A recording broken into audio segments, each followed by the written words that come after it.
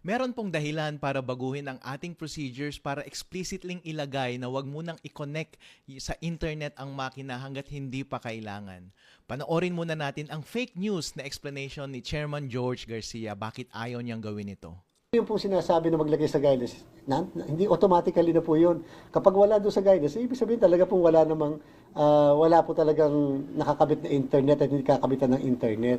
Pagka naglagay ka ng internet, dapat nakalagay sa guidelines. Yun po yung nakalagay doon. So, as expressio unius, as inclusio alterius, what is deemed not included is therefore excluded. Yan po ang fake news. Ang tinutukoy ni Chairman George Garcia na automated counting machine procedures ay yung COMELEC Resolution 11076 Annex B. Dito sa page 5 of 22 on final testing and sealing day, which is nangyayari before the election day, ikokonekta mo yung makina sa internet para testingin kung gumagana yung internet. After that, wala nang instructions sa procedures kung kailan mo i-disconnect yung makina mula sa internet at kailan mo ulit ito i-connect sa internet.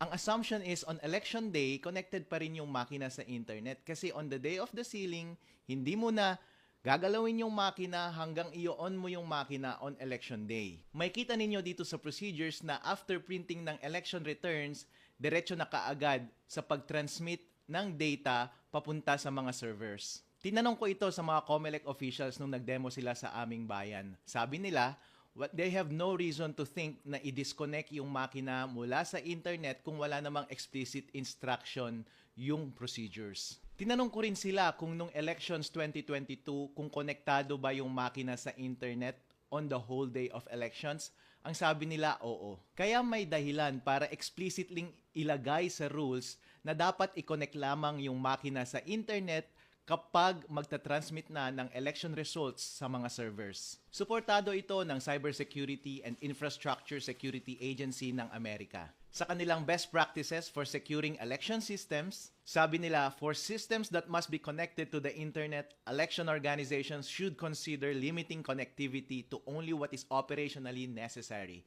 Ibig sabihin, dapat konektado lamang ang automated counting machines kapag magtra-transmit na yung makina ng election results papunta sa mga servers at wag muna dapat connected habang at bago nagpiprint ng election returns.